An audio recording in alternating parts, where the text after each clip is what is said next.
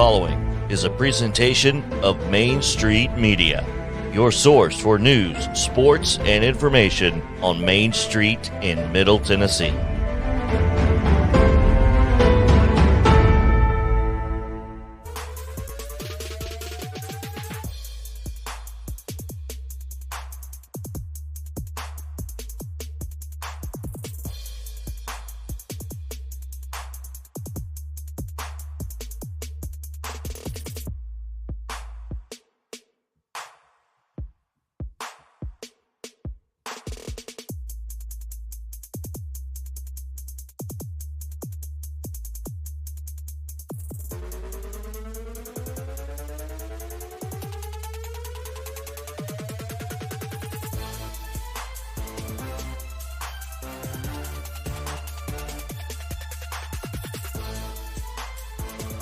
Hello, everyone. Welcome into Reaction Monday here on Main Street Sports Today, presented by Mid-Tennessee Bone and Joint. Chris Yao alongside the Hall of Famer Mo Patton in his patented TriStar Tennessee Red, apparently.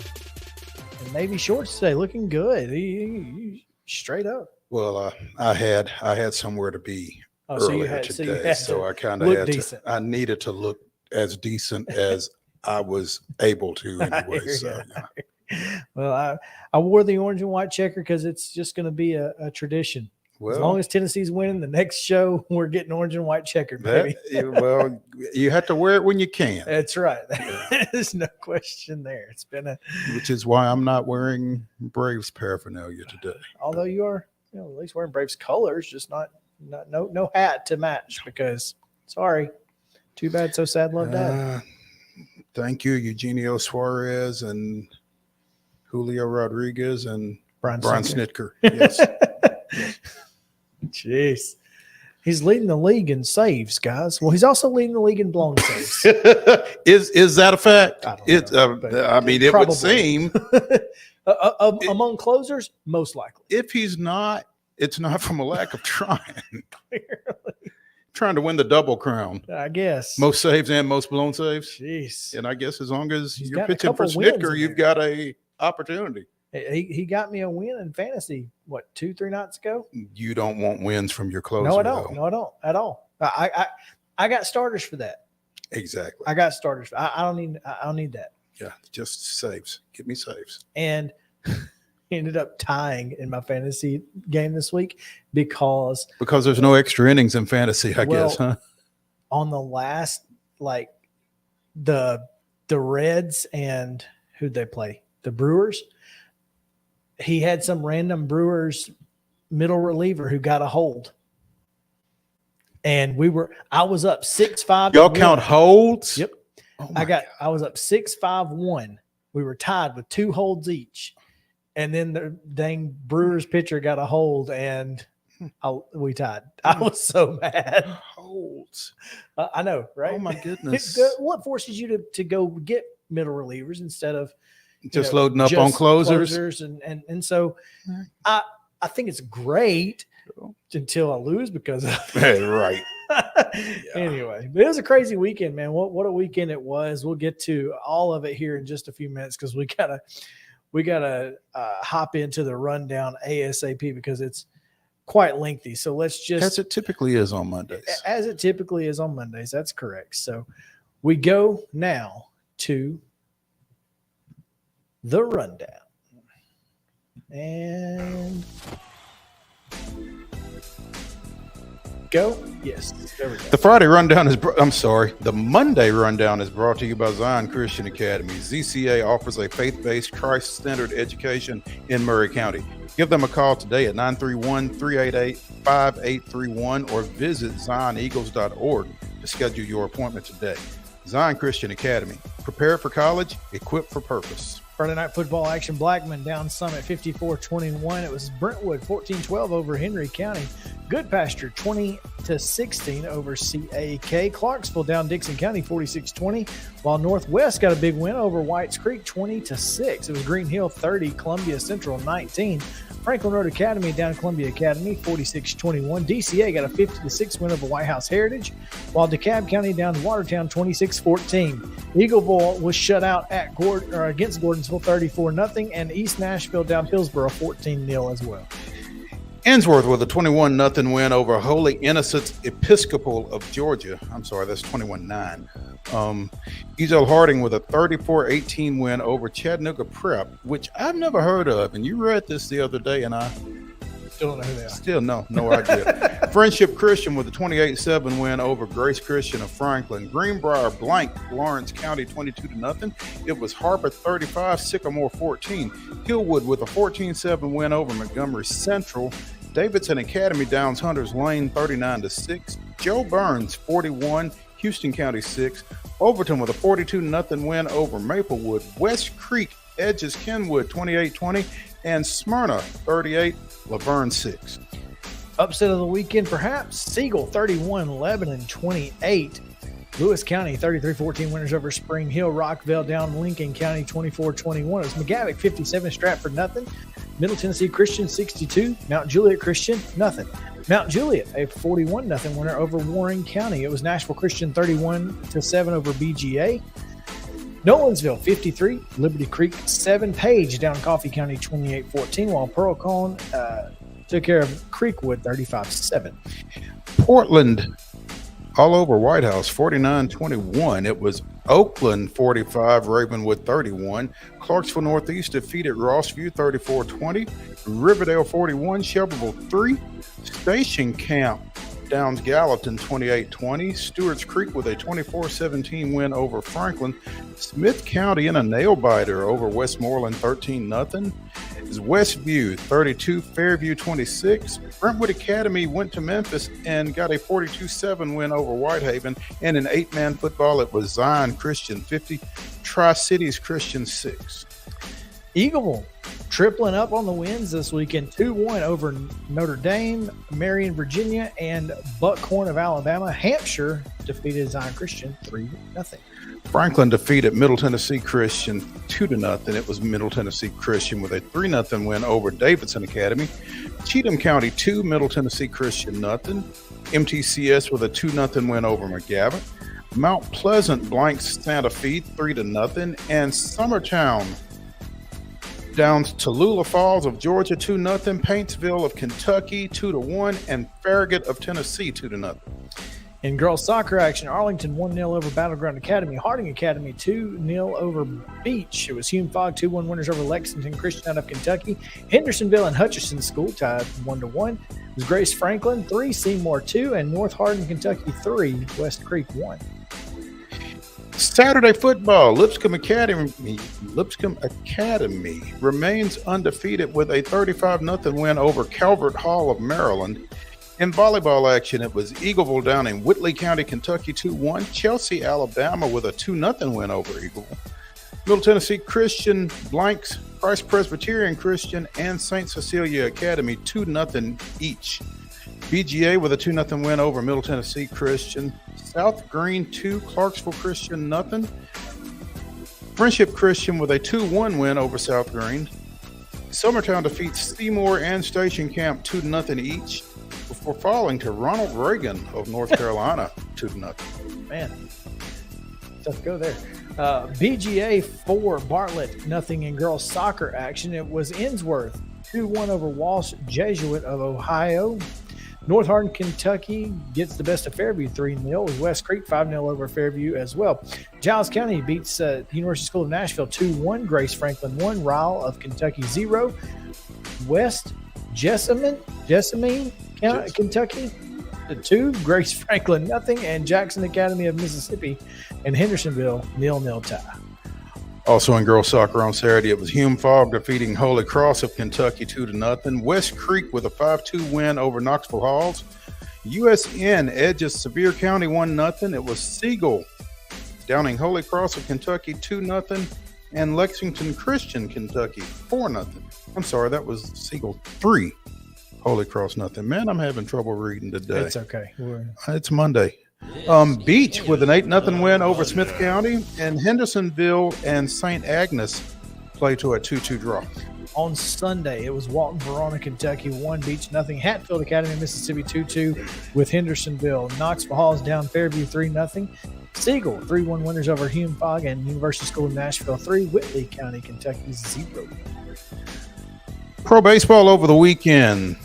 The Cubs dropped 2 of 3 to the Giants, winning 4-2 before losing 5-2 and 4-2. The Pirates dropped 2 of 3 to the Cardinals, losing 8-2, winning 8-2. Jeez. It's Monday, man. Before losing 7-5 and 4-3. It was the Reds 8, Brewers 2, Brewers 5, Reds 1, and Brewers 7, Braves 6. Also, the Reds 6. Can we be done? The Braves with a 6-4 win over Seattle on Friday. 3-1 they lost to Seattle on Saturday, and 8-7 they lost yesterday. The Sounds could not salvage a split of the series against last place Charlotte. They win on Friday 9-1, but fall Saturday and Sunday 8-5 and then 7-6. Gave up 6 runs in the bottom of the ninth to lose on Sunday. Well, at least when they gave up, they. In college football action, Wake Forest down Vanderbilt 45-25. Tennessee 34-27 over Pitt. Middle Tennessee State 34, Colorado State 19. Austin Peay destroyed Mississippi Valley State 41-0. And Jackson State 16-3 winners over Tennessee State. MLS action over the weekend. Nashville Soccer Club and the LA Galaxy played to a 1-1 draw. The Titans in their season opener fell to the Giants 21-20. I'm sure we'll talk more about that later, although I'd rather not. Monday's volleyball schedule, that's today at 5 o'clock. Ezel Harding is at Mount Juliet Christian. At 5:30, Columbia Academy is at Middle Tennessee Christian. Providence Christian is also at Webb School at 5:30, and at 6, Siegel is at Brentwood. Also at 6, Harpeth at West Creek. Culleoka hosts Mount Pleasant Spring Hills at Fairview, while Stewart's Creek's at Hendersonville. Lawrence County hosting Loretto. Marshall County at home against Murfreesboro Central. Riverdale goes to Nolensville, while Summertown hosts Columbia Central. Collinwood's at Zion Christian at 6:30. Smyrna is at Cane Ridge. In girls soccer action, Zion Christian is at Community at 6. Fayetteville is at Culleoka at 6. Lipscomb Academy is at Gallatin. That's a 6 o'clock start, as are Springfield at Kenwood. Loretto at Richland at 6:30. Beach is at White House. Hillwood is at Portland at 6:30. And East Nashville hosts Ezel Harding at 6:30. Pro baseball action, the Pirates are at the Reds at 5:40. That's a Bryce Wilson versus Mike Minor. Cubs are at the Mets at 6:10. And the Braves are at the Giants. That's an 8:45 first pitch. And that is your rundown. Thank you, Zion Christian Academy. And well done to Mo getting out of it. So there you go. All right, Mo. Let's take a quick break. We will get back and react. That's what we do here on Main Street Sports Today, presented by Mid Tennessee Bone and Joint. So stick around. We'll be right back after these messages.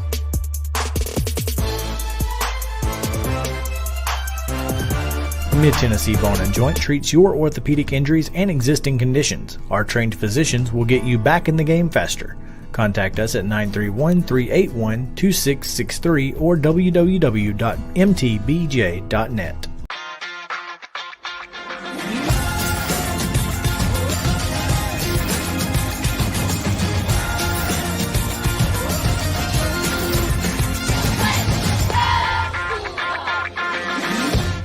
Hey folks, while we take a quick break from the show, I want to tell you about our friends over at Custom Stone Handlers in downtown Columbia.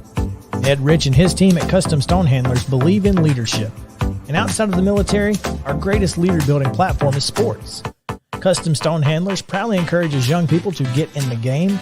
You can contact them today at 931-490-4990 or visit CustomStonehandlers.com. Jones & Lang Sporting Goods here in Columbia has been outfitting teams, officials, and anybody else from T-ball to college for 50-plus years. Be sure and check them out at 931-388-8060 or online at jonesandlang.com. Jones & Lang Sporting Goods, the look of a winner. Zion Christian Academy, ZionEagles.org or 931-388-5731. You can schedule your appointment. Go tour their campus. It is beautiful over there, and you're definitely going to want to see it. Again, it's ZionEagles.org. Give them a call, 931-388-5731. 888-5731 and schedule your tour today. Are you an enthusiastic sports fan? Want to have fun and get in on the action? Heck, yes. That'd be awesome. Have great attention to detail? Want to stay active? Definitely.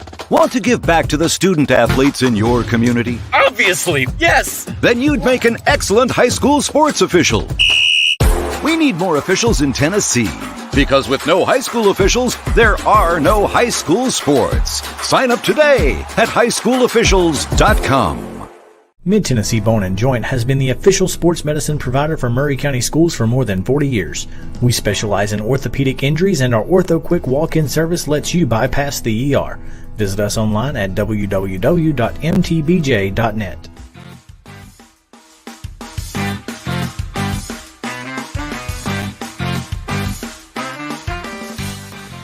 Welcome back into Main Street Sports today, presented by Mid-Tennessee Bone and Joint. Chris Dial, Mo Patton coming to you on this Monday, and boy, is it Monday. It's the Reaction Monday here. Glad to be with you and hope that you guys will stick around as we continue to react to all that happened in the world of sports from across the weekend, including college football, pro baseball, and much, much more. No better time than the present, Mo, than to bring in a guy who got to see a pretty one win and one not so great performance, at least in the second half. Half of a terrible performance. Mm-hmm. Joe Rexrode joins us now, and he is on the phone. Joe, can you hear us? Yeah, how you guys doing? We're good, man. And here, I can't tell you how great it is to hear your voice, because it means that everything is working right now. So that's definitely a plus for us. Appreciate you taking some time with us, man. I saw your tweet Friday as you were heading to Pittsburgh. So you went up there for the UT ball game, and then got back in time for the 3:25 Giants Titans kick. So busy weekend for Mr. Rexrode. Yeah, busy weekend, and kind of some similarities, I'd say, in that both the Titans and Vols, things that you expect them to do well, they didn't do well. But when you make a couple winning plays late in the game like the Vols did, you feel great about it, and then you do what the Titans did. It's just a brutal loss. So a couple of really interesting games, and I don't know if you want to make too much out of either of them, but I do feel like Tennessee, with that win, has a chance to have a pretty special season potentially. And I got to say, I think there's cause for concern with the Titans. I think on the UT end, I think you have to just take that win and go. They may not have clicked on all cylinders like you would have liked for them to, but also Pitt is pretty good. And so I think you just have to take that and say, we're going to get better, but we're certainly going to be proud to get this one in enemy territory. And, as for the Titans, and I'm sure Chris and I are going to get into it more later, but is Todd Downing, is he in any danger at all at this point? I don't think so at all. I think that just knowing how Vrabel operates, I don't think so. I'd be surprised. I would say that I think he's well. I think it's certainly fair to scrutinize him. I think it is. I think it was fair to scrutinize him after last year. It's hard. Even the playoff game. I mean, look, I put way more on Tannehill. I think most people did. Mm-hmm. And ultimately, Tannehill didn't have to throw the ball to the other team. But if you look at, especially two of those three picks, just completely predictable, completely telegraphed plays that made it easy for the Bengals to pick them off, right? And yesterday was a bad day for Todd Downing. So I think it's fair for him to be under scrutiny. And look, they brought in Tim Kelly. Tim Kelly's been an OC. Tim Kelly's worked with Mike Vrabel. So unlike with Jim Schwartz, who, I think he didn't come here to try to take someone's job. Tim Kelly wants to be an OC in the league. And I would still be surprised if Vrabel made any kind of move in season unless things got really bad. Like you're talking well, punt on the season, get Malik Willis some starts, that type of thing. I just don't think Vrabel would do it. I could be wrong, but I don't think so. But Todd Downing is under heat, certainly from the fan base and media, I think, and he should be. And this is a big stretch ahead from him because there's just some overthinking he does. And not to mention, look, I think that part of Tannehill's regression from the start of last season on, you got to look at Arthur Smith and the switch to Todd Downing and attribute at least part of it to that.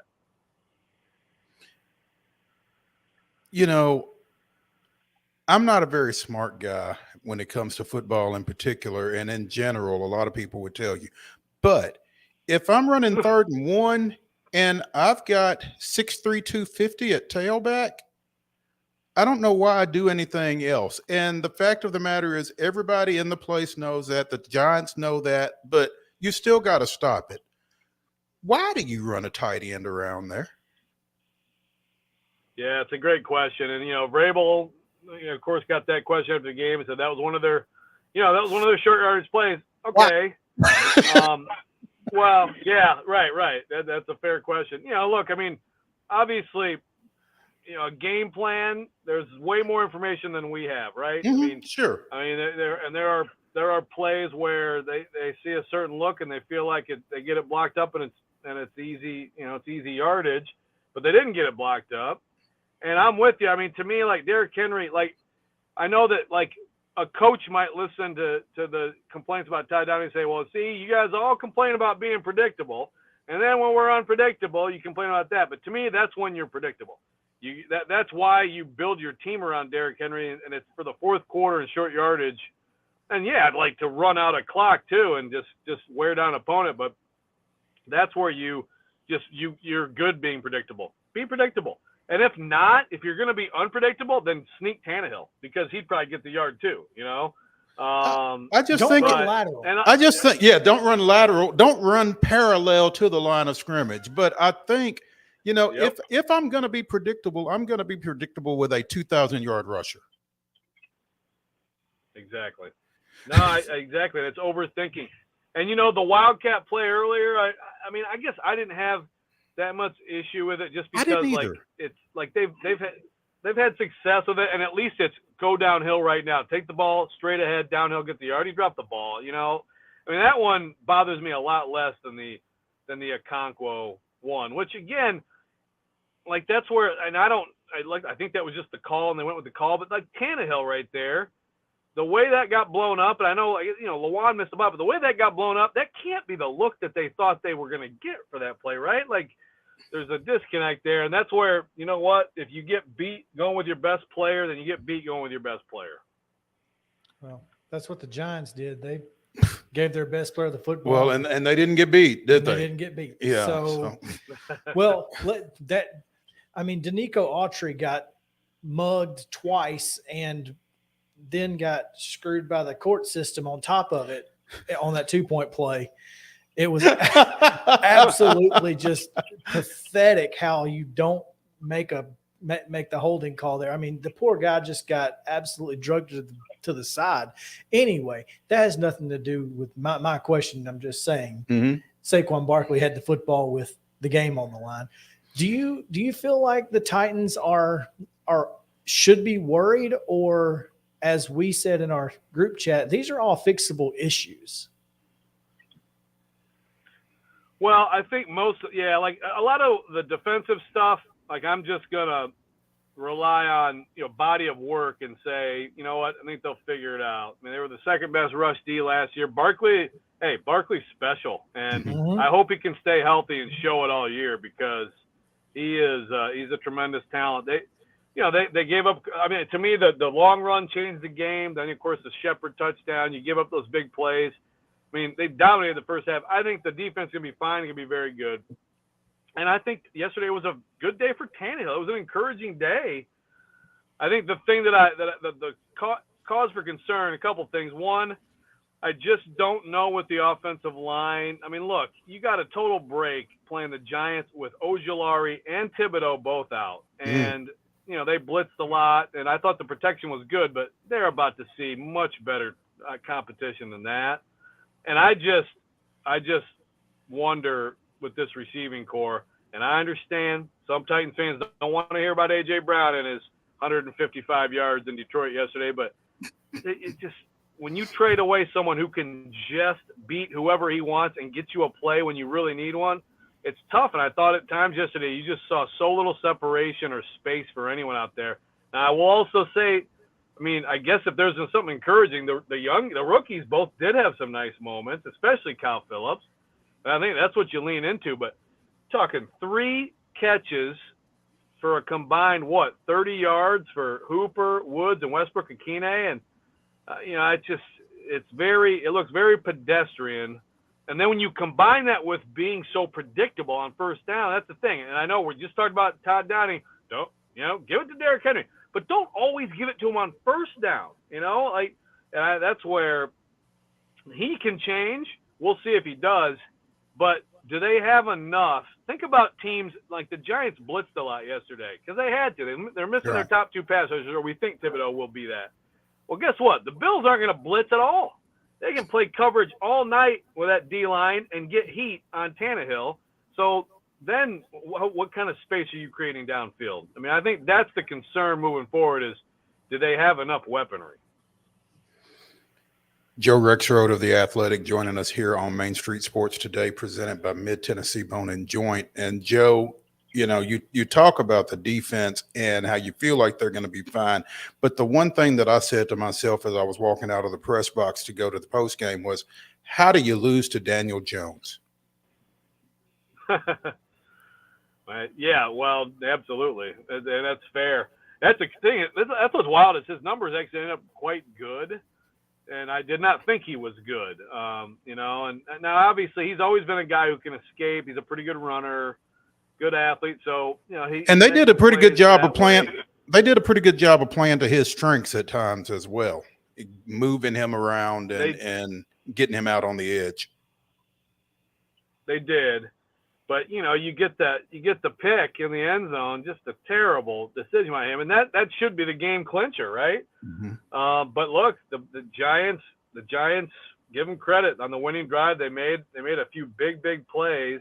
He made a couple really key throws. And of course you get as Chris said, after they totally sucked the Titans in on the little boot. And then Autry definitely held. I mean, they still could have stopped that play, if Dylan Cole kind of realizes where his help is, but I know I'm nitpicking Dylan Cole in a small space with Saquon Barkley. So I suppose, you got to be realistic there. I think you have to wonder why Dylan Cole is in there. Yeah, well, I think that would be Monty Rice or Chance Campbell, on their goal line D. Okay. But, but still, yeah, I mean, it's not ideal. And that's a place where, linebacker depth bites them a little bit. But, speaking of linebackers, I thought Zach Cunningham yesterday was disappointing. I mean, the Titans paid him to be a 2-down linebacker, and he's a heck of a 2-down linebacker, and we've seen it. But he's got to play a lot better than that if their defense is going to be what it thinks it can be. Did not hear his name a lot yesterday.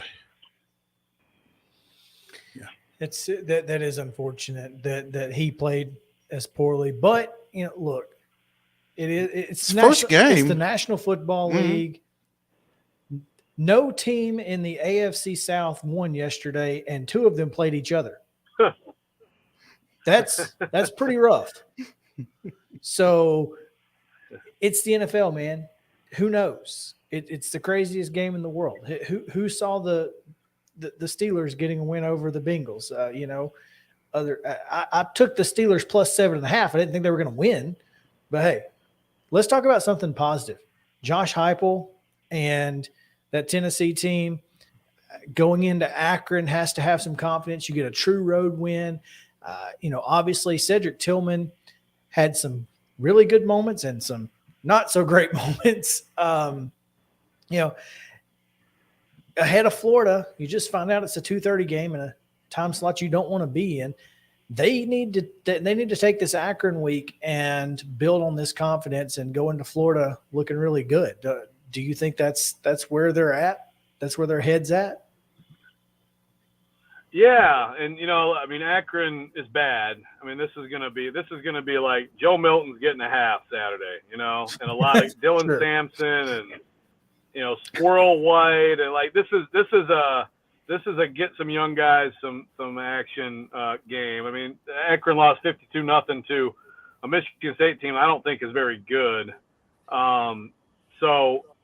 This is just a name your score weekend, but in the meantime, when the starters play, they got some stuff to clean up. I mean, I think the kicking game, personal protector, block the outside rusher, for example. I mean, they got some stuff to clean up, and offensively, I think they're going to be obviously fine. And Pittsburgh, that's the thing is I wonder how much they're going to see.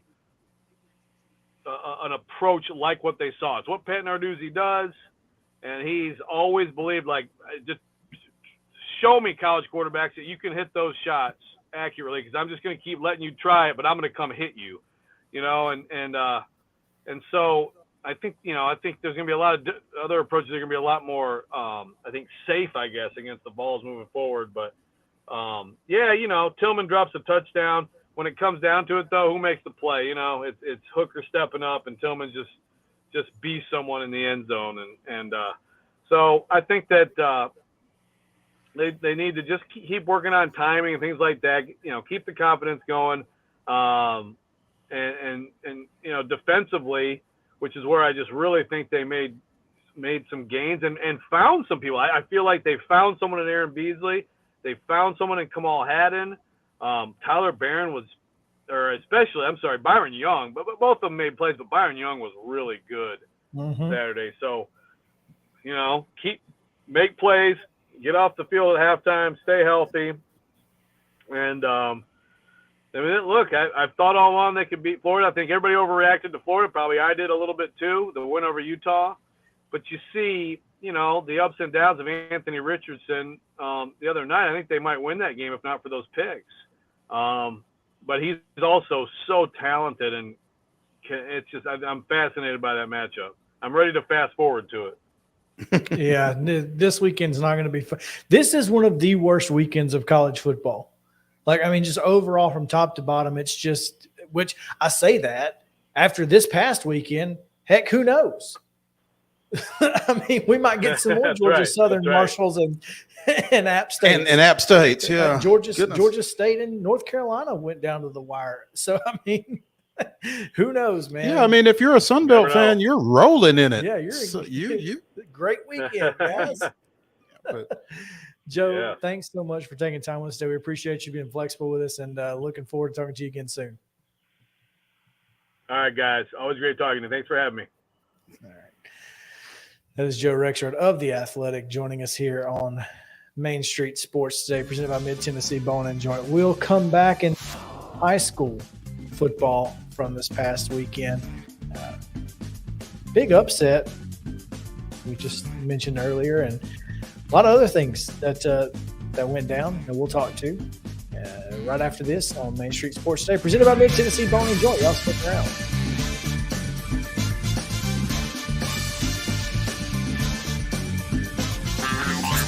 This is Chris Yao with Main Street Sports Today. Every show, Mo Patton and I welcome friends from all across the sports landscape, from high school coaches and reporters to national, college, and pro sports personalities. You never know who might stop by for a chat. AP Tennessee Sports Editor, three-time Tennessee Sports Writer of the Year 2020 TSWA Hall of Famer. She covers the Titans, the Predators, the Grizzlies, college football, and hoops. Please make welcome Teresa Walker. Former University of Tennessee, former Team USA Olympian, ex-Cy Young Award winner, R.A. Dickey. R.A., did I miss anything? Man, that was sweet. Yeah, I need to listen to that before I go to bed every night. That was nice. Has 5 sports Emmys. That's not bad for the other guy in Wham, Ryan McGee. Other guy in Wham married the best-looking girl, Bananarama, so other guy in Wham had a pretty good life. From preps to pros, we're taking on the sports topics you care about. Tune in across Main Street Media social platforms at 2 p.m. or on demand on your podcast distribution platform of choice. A game without a crowd is just a scrimmage. A A performance without an audience is just a rehearsal. Without your presence, high school sports and the performing arts aren't possible. Ensure that these essential extracurricular activities continue to enrich the lives of students in Tennessee. Purchase a ticket to your local high school's game or performance. This message presented by the TSSAA. Mid-Tennessee Bone & Joint has been the official sports medicine provider for Maury County Schools for more than 40 years. We specialize in orthopedic injuries, and our Ortho Quick walk-in service lets you bypass the ER. Visit us online at www.mtbj.net.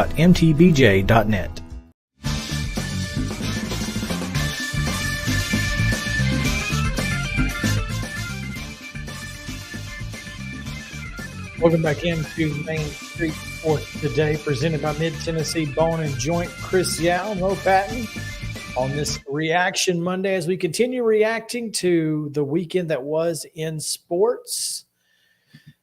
We go now to the prep ranks. High school football, Siegel with a game-winning field goal to beat fourth-ranked Lebanon.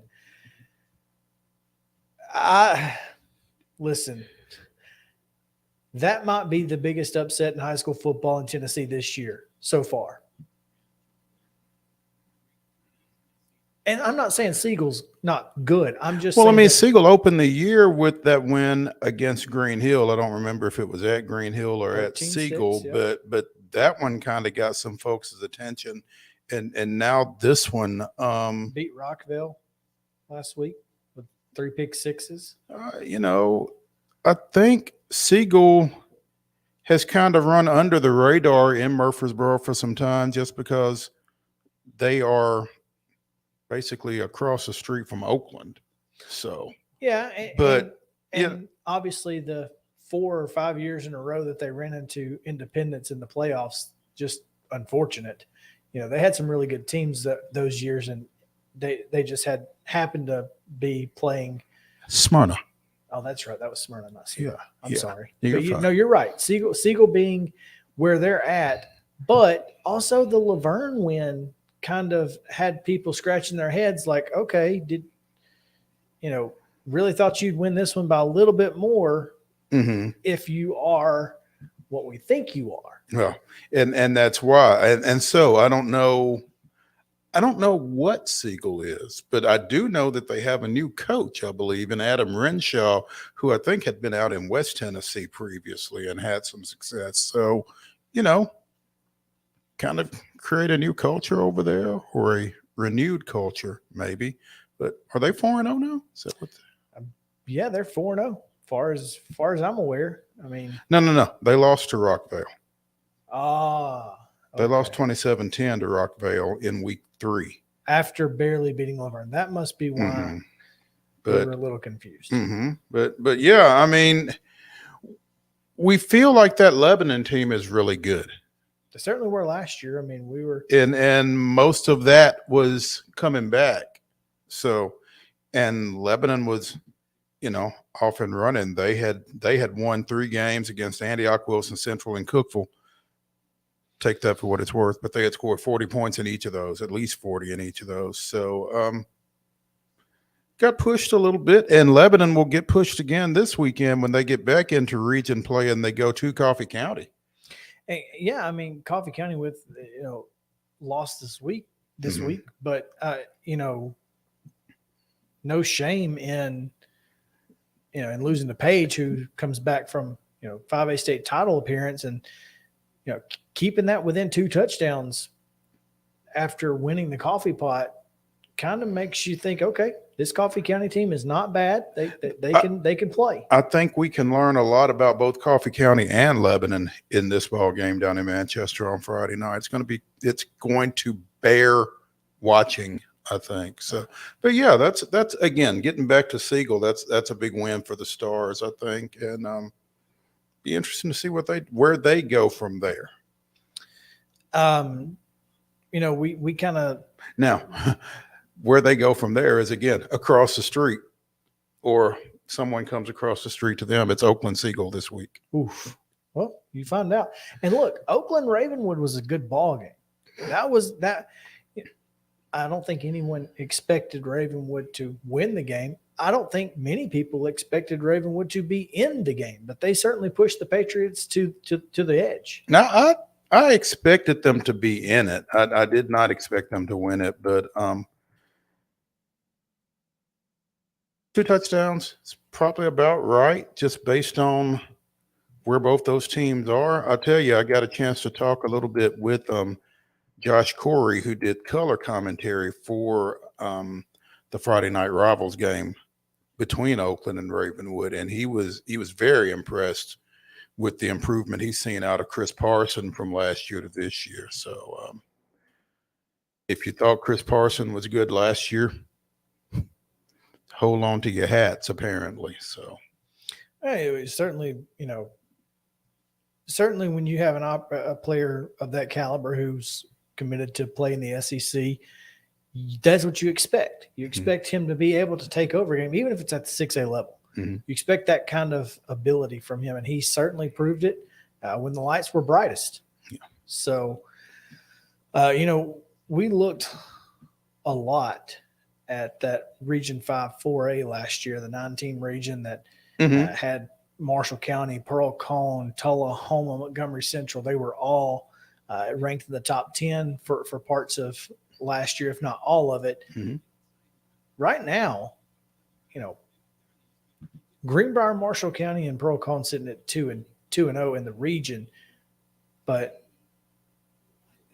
it doesn't feel like this region is as wide open as it was last year. No, it really doesn't. I think Tullahoma has dropped off a little bit. They have. I think Montgomery Central has dropped off a little bit. And so you're kind of left with Pearl Cone and Marshall County, which had been kind of what you'd expected traditionally out of, that region. Although Greenbrier, with that big win over Lawrence County this past weekend, it's kind of inserted themselves into the conversation. Yeah, obviously lost to Springfield to open the year and then took a tough one against at White House 20-18 to open, but then a couple wins, Glencliff and then Lawrence County. I thought Lawrence County was going to be, I thought they would play a little bit tougher against this Greenbrier team. Obviously they didn't. So you're looking at, Marshall County and Pearl Cone last year was an absolute dogfight, and looking like it will be again on October 7th. So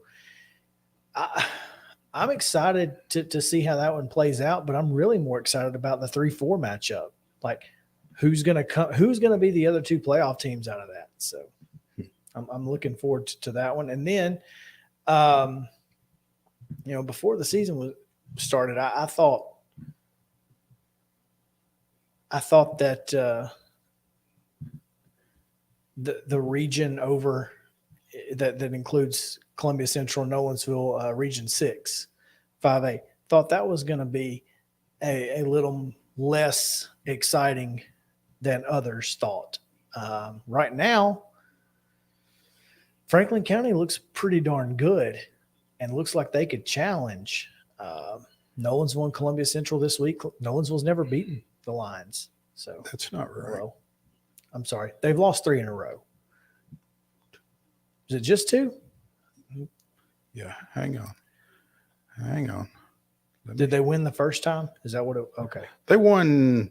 Central has won the last 2 games. Right.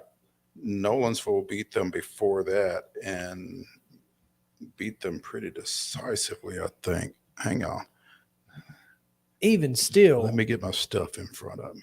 Nolensville came into that game last year expecting to get a win and did not. Yeah. They beat Columbia Central 28-0 in 19. Okay. So. Okay. That was the first game they played each other because the school opened in 17? That could be because they were in 4A before that. Gotcha. So that was the first time they had played. But Nolensville and Page both 4-0. I tell you, I don't think any of us realized, or I'm not going to speak for anybody else. I didn't realize how good Franklin County is. After seeing them last year against Columbia Central, I knew they had athletes everywhere. Mm-hmm. I thought they would struggle up front as they have in the past few years. They're clearly not. But that probably has a little bit to do with that coaching staff that now includes former Tennessee Tracy Hayworth. Yeah, Tracy Hayworth he's making a difference in the weight room, if I had to guess. Well, he's probably making a difference up front as well. And so I think Franklin County is going to challenge both Nolensville and Page. And the fourth playoff spot comes down to Columbia Central, Lincoln County, and Spring Hill.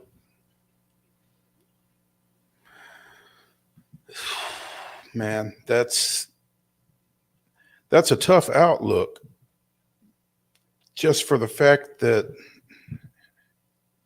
you just feel like Columbia Central should be better than they are. Yeah. But I mean, and look, they had Green Hill on the ropes. Oh, by the way, Page and Franklin County is Friday night. That's going to be a huge game. Over in Rudderville. Pay attention to it if you care at all about 5A high school football. But yeah, this is, I mean, I'm telling y'all, this high school football season has been a little crazy. Already. Oh, and by the way, Friday night, Mercury is in retrograde. So who knows? Don't call your ex. Just trust me. All those feelings you're getting, it's the stars. It's not. Just ignore it, huh? Ignore it. Ignore it. Get through the weekend. But that you never know what can happen in high school football, and I'm telling you, man, this year so far has been a lot of fun. Meanwhile, this week's Associated Press polls are out, and salute to Kid Hartsfield and the Mount Pleasant Tigers, who are ranked number 9 in Class 2A, tied with East Robertson at 3-0. Got a big one Friday night. Huge. Got a big one Friday night at home against also receiving votes, Loretto. I mean, well, and after that, Austin Wayne County, that's a little surprising. But probably the Southern Middle Tennessee game of the week, if I had to guess, Mount Pleasant, Loretto. I mean, as I look at the schedule, I certainly don't see. Yeah, I mean, to me, this seems like the big one. Mount Pleasant is the only team from that region that is ranked. Loretto is receiving votes. Forest received a vote. So, yeah. Any change at the 5A level? No. Well, I mean, I'm sure there are changes somewhere, but Page is still number 1. Gotcha. Springfield is number 3. Nolensville is number 5. I think Springfield is, I'm telling you, man, Springfield's good. Yeah. White County got a first place vote, and they came in at 8. I think that was the first time they've been ranked this year. Green Hill is at 9. Franklin County also receiving votes in 5A. And in 6, Lebanon fell to 8. Oakland's 1. Collierville wedged in there at 2 ahead of Maryville. I guess Maryville losing to Alcoa kind of dampened folks' enthusiasm for the Rebels. Look, it's the first time they've lost in a while to Alcoa. Ironically, the first year after Gary Rankin leaves. But it's still Alcoa. It's still Alcoa. I mean, I just don't know that you can penalize Maryville for losing to Alcoa. But and I know it looks. I mean, it was 20-14. I mean, Maryville had the ball with a chance to win. Now they threw a pick 6, but it wasn't a 2-touchdown game. Mm-hmm. Is my point, right. I guess. Yeah. Just happened to end up 2 scores. Blackman was tied for 10th with Riverdale last week. They are now number 9 by themselves. Cane Ridge is 10. And Siegel tops among also receiving votes. So a lot of people were impressed with that Lebanon win. Let's see. Marshall County is number 5 in 4A. Pearl Cone is number 8. Interesting. Very.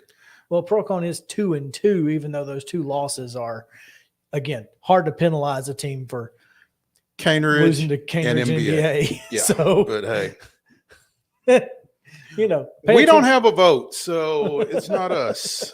We didn't do it. I wash my hands. There you go. Let's see.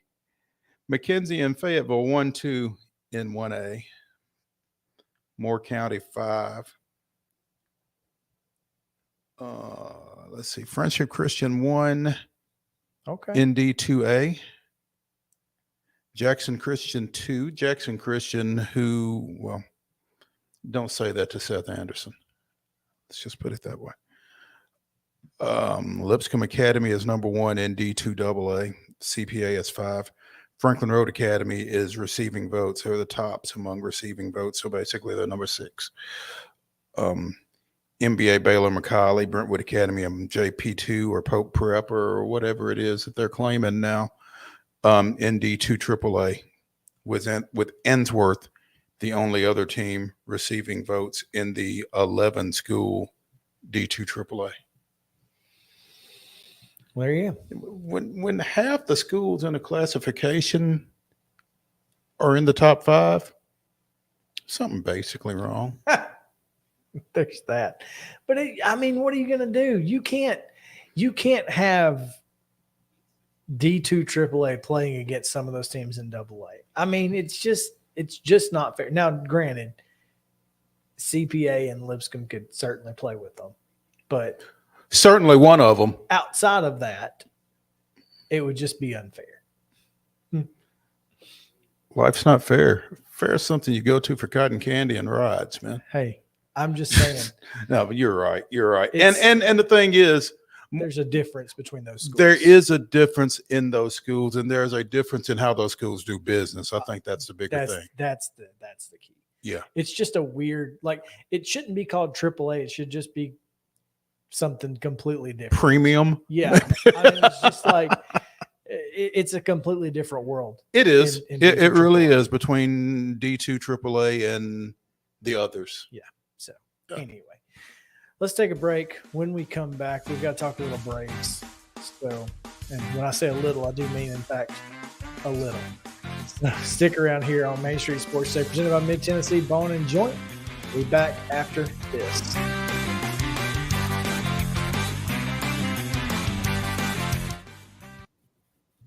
Mid-Tennessee Bone and Joint treats your orthopedic injuries and existing conditions. Our trained physicians will get you back in the game faster. Contact us at 931-381-2663 or www.mtbj.net.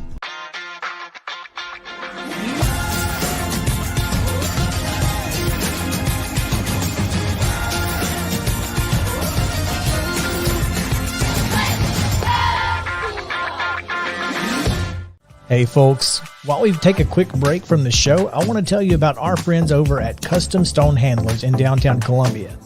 Ed Rich and his team at Custom Stone Handlers believe in leadership. And outside of the military, our greatest leader building platform is sports. Custom Stone Handlers proudly encourages young people to get in the game. You can contact them today at 931-490-4990 or visit CustomStonehandlers.com. Jones & Lang Sporting Goods here in Columbia has been outfitting teams, officials, and anybody else from T-ball to college for 50-plus years. Be sure and check them out at 931-388-8060 or online at jonesandlang.com. Jones & Lang Sporting Goods, the look of a winner. Zion Christian Academy, ZionEagles.org or 931-388-5731. You can schedule your appointment. Go tour their campus. It is beautiful over there, and you're definitely going to want to see it. Again, it's ZionEagles.org. Give them a call, 931-388-5731, and schedule your tour today. A game without a crowd is just a scrimmage. A performance without an audience is just a rehearsal. Without your presence, high school sports and the performing arts aren't possible. Ensure that these essential extracurricular activities continue to enrich the lives of students in Tennessee. Purchase a ticket to your local high school's game or performance. This message presented by the TSSAA. Mid-Tennessee Bone and Joint has been the official sports medicine provider for Murray County Schools for more than 40 years. We specialize in orthopedic injuries, and our Ortho Quick walk-in service lets you bypass the ER. Visit us online at www.mtbj.net.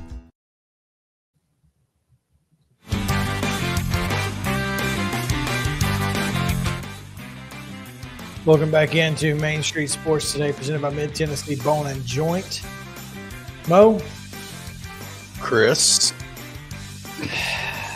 We said we would do it, so we have to do it.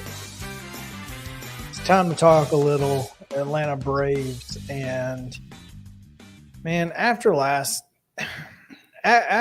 night, I'm just frustrated because this is a team that we talked about we needed to win for. We can still win for, but now we got to sweep the Giants to do that. And I don't love the prospect of having to do so, especially when, you know, the Braves were able to come back from a massive deficit in the ninth inning last night and still couldn't get out. Michael Harris and he scored 5 runs in the ninth. And Robbie Grossman. Michael Harris's second home run. Do you know that Michael Harris leads the National League in OPS after the 6th inning? I didn't know that, but I'm not surprised. The only player in the major leagues better, give you one guess. Aaron Judge? Yeah, that's it. It's Aaron Judge. And Michael Harris. Man, that's insane. That is insane. I mean, a rookie who is able to be that productive. A rookie who didn't come up till late May. Yeah. But to be that productive in crunch time, my God, how you could literally not ask for more out of a young man. Nope. He's been phenomenal defensively. But I think, and because scrolling through Twitter as I want to do, I think we're getting ready to ask for more out of him. Don't be surprised if he's not batting leadoff for the end of the year. Well, I mean, with the way and I said the way that Ronnie has become normal. Yeah, he went from being, otherworldly to just a good player, a great player, even just not one of the best, just simply because his knee's not 100% yet. We're getting a good player at 80%.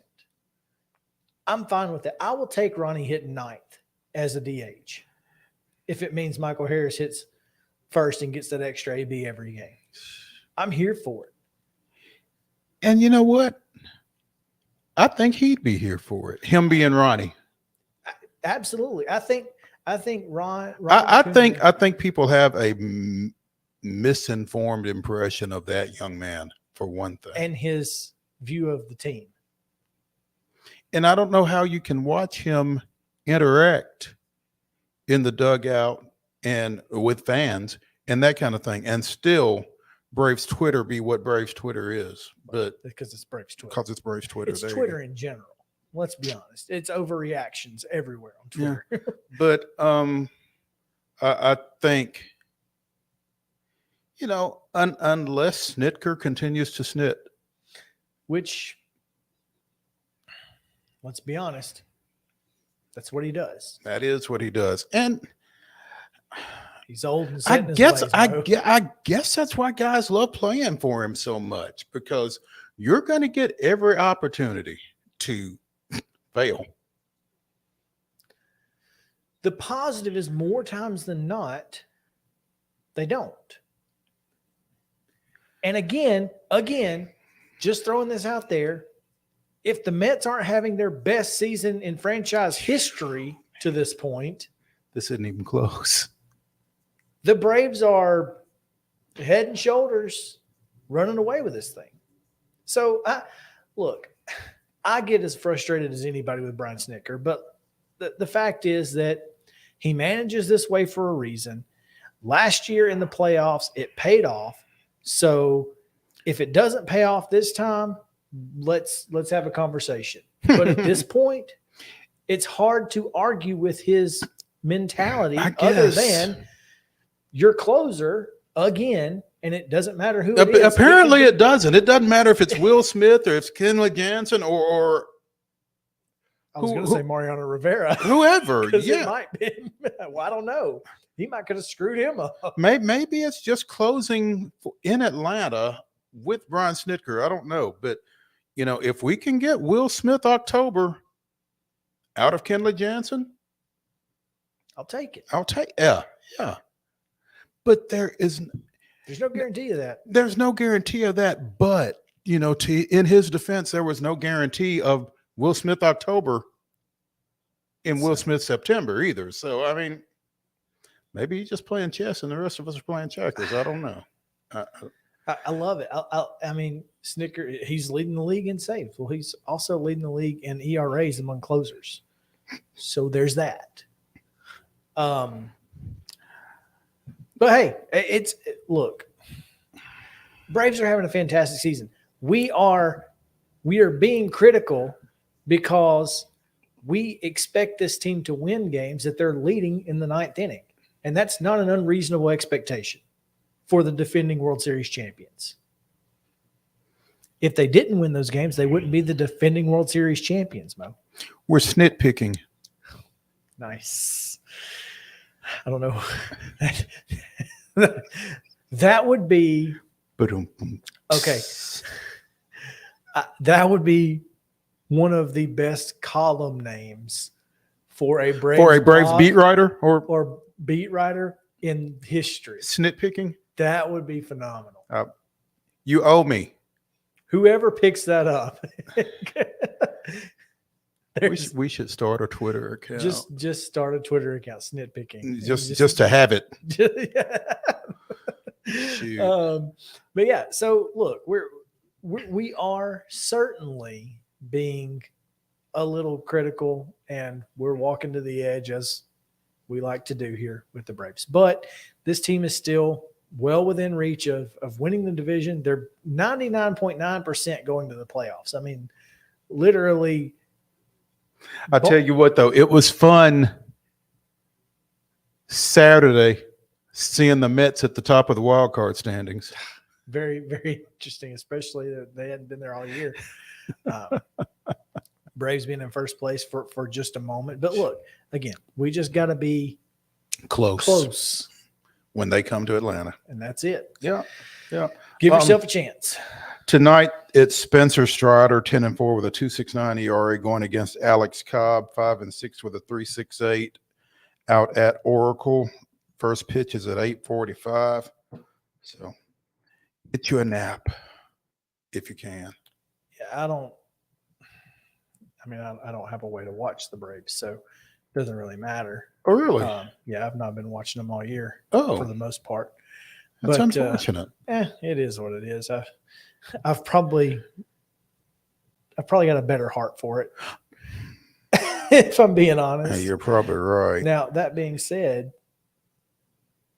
tomorrow and Wednesday, I'll probably be in the hotel room that likely has Bally Sports. You'd like to think? Hopefully, there you go. We'll be able to at least watch them in San Francisco the next 2 nights. Well, but get you a nap. I will.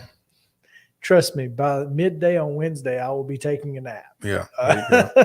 All right. You don't go to Gatlinburg without getting to a state of mind where you need a nap midday. So, tell us what happened this day in Braves history. Man. Oh, let's see. September 12th, 1974. Yeah, Darrell Evans hits a grand slam, but Cincinnati hits one in each end of a doubleheader sweep of the Braves at Riverfront Stadium. Evans' slam in the top of the second inning gave Atlanta a 4-0 lead in game one, but Cesar Geronimo, which is one of my all-time favorite baseball names, by the way. That's another all-name team. Answered in the bottom after the host scored an unearned run and sparked the host to a 9-6 victory before Johnny Bench drove in all 6 Cincy runs in the nightcap, following his 2-run shot in the first with a base-clearing blow in the 4th inning of a 6-2 victory. So this was not such a great day in Braves history, but see what happens later today. Maybe we can make a little Braves history. Maybe so. I've been watching Banana Land on ESPN. It's the documentary on the Savannah Bananas. Oh, really? And they had Johnny Bench come out during a game the other day in one of the shows, and it was pretty cool. They actually have some guy that pitched for the Red Sox. He's like 70-something years old. Bill Lee. Yeah, Bill Lee. He pitches for him. How do I not know that name? I don't know. That name's got to stay. I'm looking at the TriStar. But yeah, he pitches for him, and it's pretty cool. And that documentary is great. So I'll have to check that out. Check out Banana Land on ESPN Plus. It's pretty cool. All right, we are going to take another quick break. When we come back, more reaction from the weekend. We've got we talked a lot about the Titans. We're going to talk a little more. We've talked a lot about Tennessee. We'll talk about the rest of the SEC. We'll check out the SEC roll call from my buddy Matt Mitchell, and just trust me, you're going to want to stick around for it. Back on me.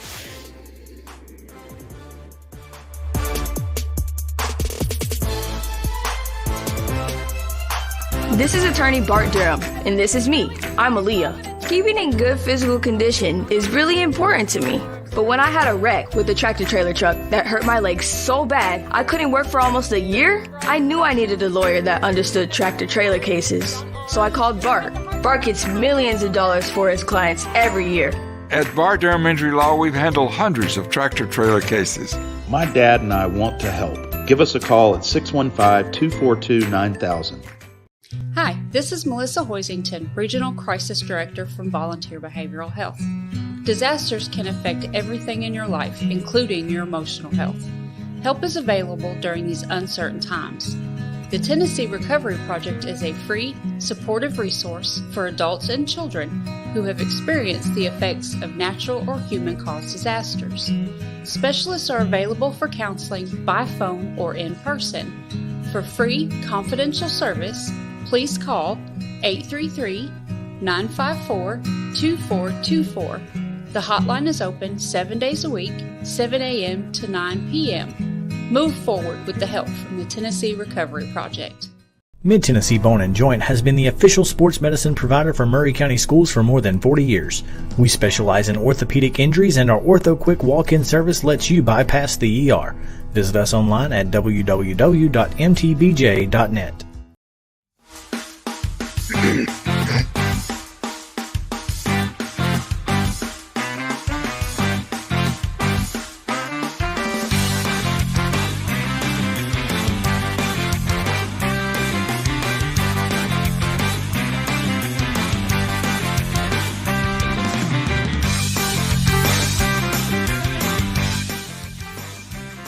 Welcome back in Main Street Sports Today, presented by Mid-Tennessee Bone & Joint. Chris Patton.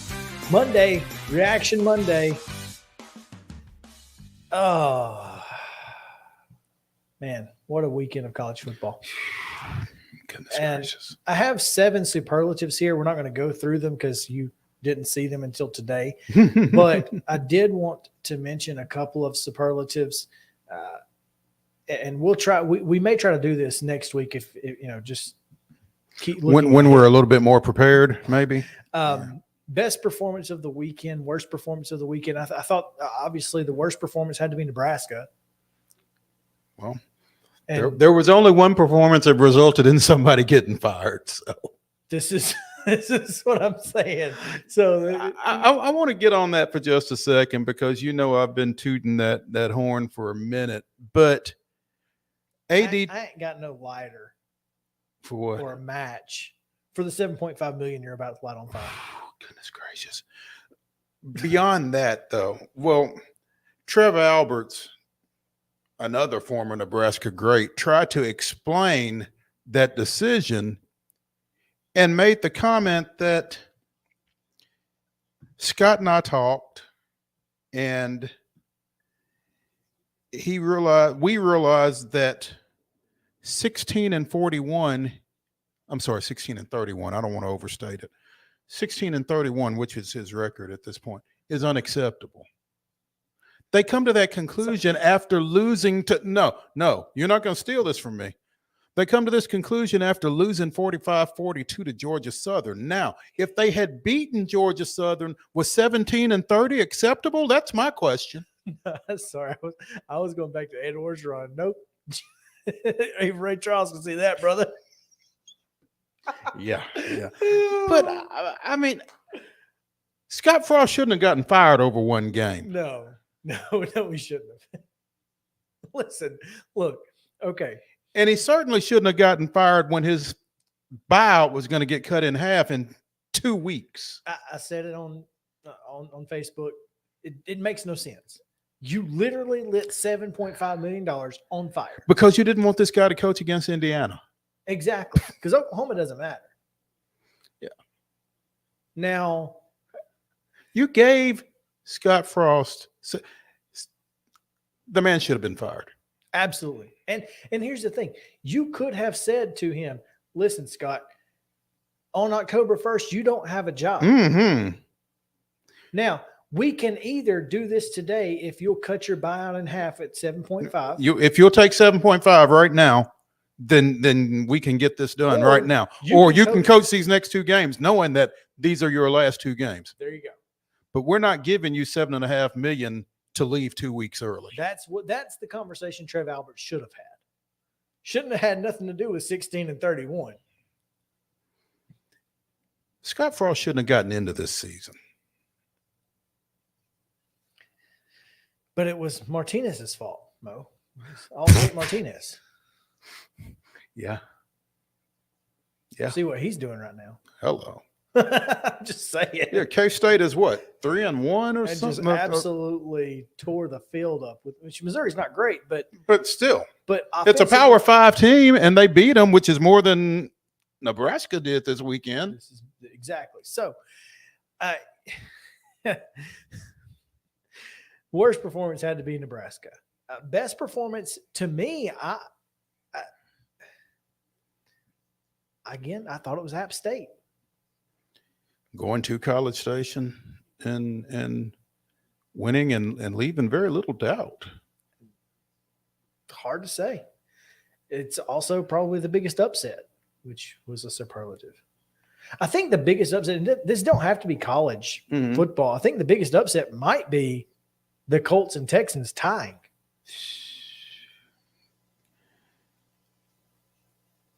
I don't think you can draw overarching conclusions out of 1 week, but the AFC South does not look very good. No. Well, I mean, trust me, they haven't been great over the last few years. But hey, listen. But they've had at least one. I mean, they had the number 1 seed last year. Okay, but the Titans also lost week 1 last year.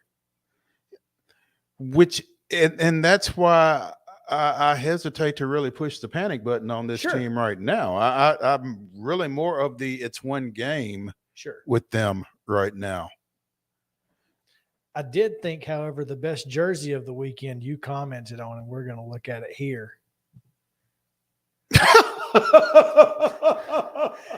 If this isn't the best jersey of the weekend, I don't know what is. This guy's phenomenal. If you're not watching, I'm sorry, but a fan at the Giants Titans yesterday was wearing a modified AJ Brown jersey. I'm really mad he didn't go far enough to get the shoulders. The shoulders, yeah. I mean, you really got to, if you're going to go, you got to go all out. I wonder what the front looks like. I mean, I hope probably the same. Probably put the 16. He turned the second one on AJ Brown's jersey on the front and back, we assume, into a 6 and taped over the ROWN and made it URKS for Traylon. But he did not address the shoulder 11s, which is a little half-assed. Can we say that? Okay. I hope so. It's the internet. Yeah, there we go. Say anything. Yeah, it's not like we're on the air on radio. But maybe you could just say that those are just those are just parallel lines. They're not ones. They're not ones. They're just they're a just design accents. Feature. They're a design feature. Yeah, design feature. Listen to you. Of the sword. That you're a graphics guy or a design feature. It's a design feature. That's how he gets away with it, huh? There you go. But yeah, if that's not the best jersey of the weekend, it's certainly top 2, and it ain't 2. Oh, coaching genius of the weekend. Got to go. No, it's not. Brian Daboll going for 2. And fantastic play for it. Yeah. Well, I mean, that's what they say. Go for the win on the road and the tie at home, and he did. Well, it's either him or Mike McDaniels. Did you see Tyreek Hill's tweet coming out of the Dolphins game? Let's just say he said that Mike McDaniel needed a wheelbarrow to carry a certain Matzik style. Yes, exactly. Gotcha. Interesting. I don't know what he did to. I'm not sure because I hadn't. I mean, they won, but that's not something they don't normally do against Bill Belichick and the Patriots. So there's that. Coaching malpractice, we've talked about it. You can't run a fly sweep on 3rd and 1 with – listen, that play used to work when you had Jonnu Smith. But Chig ain't Jonnu. Jonnu could fly. Well, and again, as Joe Rexrode was saying earlier in the show, maybe it works if you get it blocked up. They didn't. Yeah, guess who? And I tweeted it. I tweeted it after the false start to start the darn drive. If Randy Bullock had 5 extra yards, maybe. Well, I mean that kick didn't fade. No, he missed it. But I mean, it wasn't. But at 42 versus 47, you just don't know. Anyway, yeah, we cannot get out of this era fast enough. We cannot get out of it fast enough. Well, it may only be one more year. I'm praying. Pray to Jesus. Anyway, what else you got? That's all I've got. That's all you got. We're going to take a semi break here, Mo. Mm-hmm. We're actually just going to play this video, and so, yeah, let's do that. And when we come back, we'll talk about it. So. Order of business, no more late night West Coast games. Okay, we're the SEC. We dictate the schedule around here. Hey, do you have a second? We're the greatest conference in college football. We make the little guys come to us, then we cut them a check, whoop their butt, and send them home. Oh, God. I'm so sorry, y'all. Coach said that 2 a.m. games in the desert were actually good for passing yards. You mean the same coach that walks barefoot through an office that's decorated like an Alvin's Island? What's wrong with you? Did you swallow a Zen pouch again? No, I just had like a little scare with Texas. You lost to Texas? Almost lost to Texas. Okay, at least one of your precious top 10 teams did not lose this weekend. I hate you so much. Well, that still doesn't make us look great. You got to go out there and show SEC superiority. We were all rooting for you. Who is we? I would lick every peg game at a Cracker Barrel before I root for Alabama. I'm just going to say it. I think they paid the refs. They missed a lot of calls. I know Alabama is not complaining about the refs. I'm just saying I think we should reevaluate letting Texas come in here. Or you just let me play them twice. Arkansas, wait, did you? Oh, yeah. But did you? No, I did not crush South Carolina's spirit. That does not seem possible for some reason. I'm still full of unearned optimism. They didn't even let me bring my marching band. They gave you seats. Well, not for the whole $1 million band, just like 75 cents worth. Texas is coming, okay, y'all? That is a done deal. I mean, yes, they're not as good as they were a decade ago. And maybe the boosters are slowly destroying the program. Did somebody say my name? Here I was thinking this was going to be an easy week too, but apparently not. So did anybody else here struggle with an unranked, out-of-conference opponent? Not this guy. Good to hear. Can somebody translate? Yeah, he was a shutout. Thank you. Oh, Auburn. Yeah, I don't know if you heard, but I'm a basketball school now. You can do both. It's not hard. Hey, go ahead and put me down for first place in the East. Okay. But you know that's probably not going to last, right? Well, that's what you think. Along with a lot of other people. I just like to look at it, okay? Florida, are you okay? You didn't buy into the hype, did you? No, I still owe Dan Mullen like $12 million, so I can't afford to buy anything. I regret to inform the conference that my winning streak is no longer intact. Oh, but we're still so proud of you for starting 2-0. Why are y'all so easy on him? Oh, because he's our sweet, precious little genius. Yes, you are. He's really not that sweet. Well, let me guess. You two lost then, didn't you? Nope. I've been telling y'all. Tennessee is back, baby. You know how this is going to end, right? Oh, yeah. Somehow that makes it hurt even worse. Yeah, it's not the case here. Go ahead and put an L by my name. Oh, I did before the season even started. Please tell me that it was at least close. Not even a little bit. But I'm sure they weren't even ranked. No, but they were a Power 5 school. Well, yeah. We don't lose to schools that play their bowl game a week before Christmas. What? You don't know? Ooh, I need to get out of here. Know what? That I dominated. Does that make up for last week? No, it was Southern. Yeah, but I put 65 on them. Good Lord, LSU, that's your neighbor. There's only like 2 Raising Canes between y'all. Yeah, Coach saw that Notre Dame score and got real nervous. What happened to Notre Dame? They lost to Marshall. A Sun Belt school? Oh man, that is embarrassing. He really doesn't know. I think I'm going to throw up again. Oh, A&M. I'm sorry. I did not mean to leave you out. Honestly, I don't have any information on your game except that it was apparently a cupcake week. No. And you paid them $1.5 million to come to you. Are you doing this on purpose? Well, that's a lot of zeros. I just assumed that you got the W. No, never do that. You do have one of the highest paid coaches in the #1 recruiting class in the country. I tell you what, this little shining star, that's the future. What is that noise? So, everybody locked their cars, right? Y'all remember, lift with your knees. Oh, this ain't my first rodeo. Expand the playoffs now, cowards!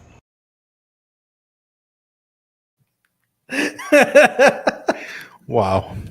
Look, I'm just going to be honest here. Full disclosure. Now, what is y'all's relationship? Okay, Matt and I were best friends throughout from the time we were like second graders. So what happened to you?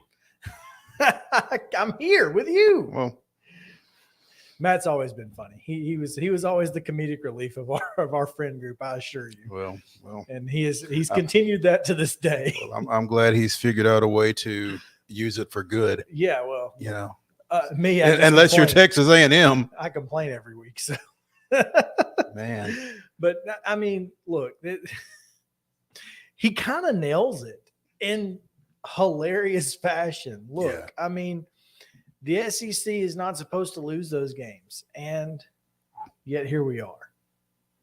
Yeah. That being said, the Sun Belt, as you said, out here flexing and getting paid to flex. Yeah, and coming in your house, stealing your dinner and your money. Mr. Steel Girl. Oh, yeah, that's it. I mean, it's that. I don't know that a conference has had a better week. And I mean, he didn't even mention Marshall. Well, he did, because that's how he found out that A&M lost. Oh, yeah. And Notre Dame saw the Brian Kelly score again. Right. Brian Kelly saw Notre Dame and said, okay, maybe we need to pay attention here. We can't be doing crazy stuff. That being said, Notre Dame drops out of the rankings. Okay. Georgia moved up after shutting out Samford 33-0. It wasn't like they just went out and they didn't put 65 on them. No, but Samford's good. Samford's a ranked FCS team. This is not. I mean, Chris Hatcher's still there, right? He does a pretty good job. They're solid. Yeah. Don't get me wrong. But if if Ohio State dropped from 2 to 3 in the rankings because of their performance against Notre Dame, and then you see this week at Notre Dame, how do they not drop more? Again, win or lose. And did you ever vote in the AP poll? Not for football. And just thought process here. Work this out with me. Mm-hmm. When you're voting on the AP poll, if you had a vote, are you looking at the results of that week, or are you looking at their seasons as a whole? Once I have established my top 25, I'm looking at the results of that week. What did those teams do that week? Because I feel like to do otherwise kind of dilutes the work that you did previously. If you've got your top 25, then as long as your top 25 continues to win pretty much, to me, they stay. And then they move up and down depending on what they do, or they move out from week to week, I guess, depending on what they've done. If I've got somebody at 22 who dropped from 17 and then they lose again, they might fall out, but it's a week to week thing. I'm not considering the entire season at that point. So in a Notre Dame Ohio State case, Mm-hmm. and it's just 2 weeks. Does that play a factor at all? Like, clearly Notre Dame, I might have had them in my top 10, but clearly they're not a top 10 team. Right. Now, their quarterback did get hurt and is out for some extended time. period of time. So, but I mean, if they're not good enough to be in your top 25, a team that got a struggle win over them at home, to me, that says, okay, maybe they're also not as good as I thought they were. Maybe let's do some extra evaluation on that particular team. And that makes sense. I mean, excuse me. You can't say, well, they beat them and they're no longer in there. So yeah, that makes sense. I mean, that's a perfectly logical approach. And maybe it's a team by team basis, because obviously, I mean, you can look at Texas and Alabama and go, Alabama sure didn't look like the number 1 team in the country to me. They also didn't look like the number 2 team in the country to me. They look like about the number 5 or 6 team in the country. But the thing about it is, you've got a lot of different folks taking a lot of different approaches to their votes. And so that's how you come up with. Which is why it's an average. Mm-hmm. I get that. Yeah. But goodness gracious, I can't even tell how many voters there are. They've got them listed on here. Well, how many first place votes were there? 63. That sounds about right. Yeah, that does sound about right. I mean, to me, that and there's a lot of folks still had Alabama number 1. They still got what, 9 first place votes. That seems like a lot. 9 out of 63 for a team that had to survive to advance and should have. Mm-hmm. But there's that. I will say this.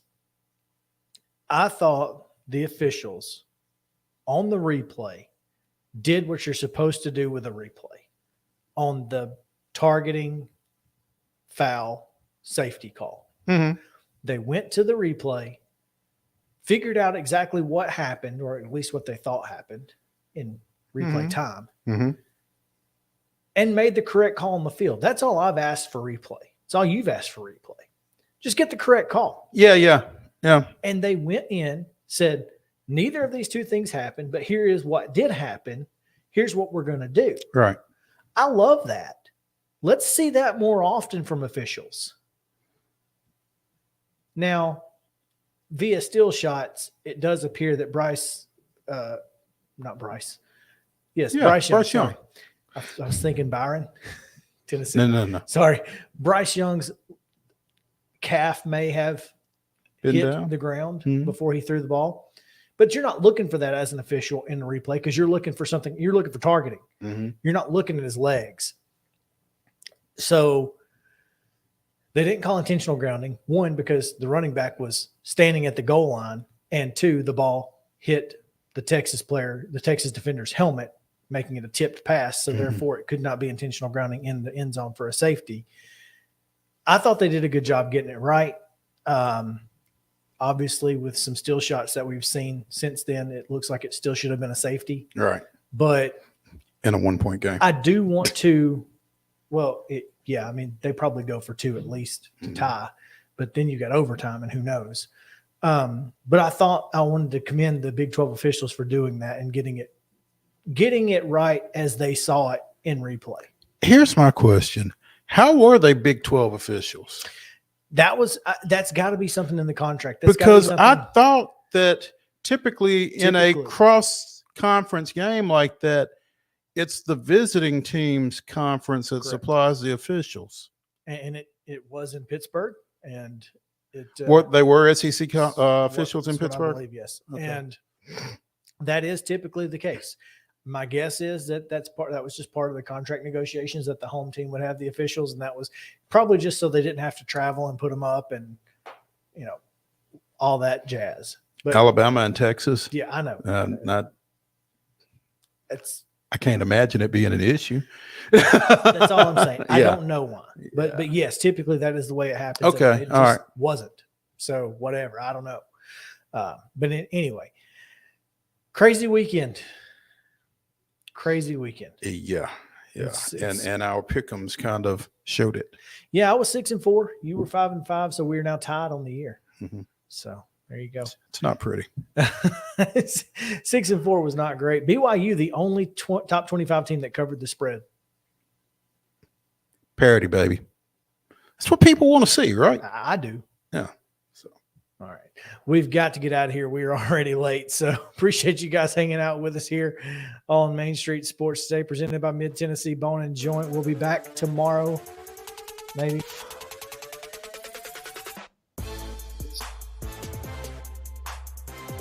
Very well may be best of.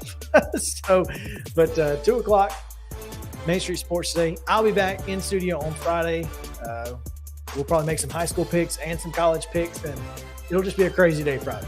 Yep. So y'all come back with us. Main Street Sports Today, presented by Mid-Tennessee Bone and Joint. From Mo, I'm Chris. Have a great day.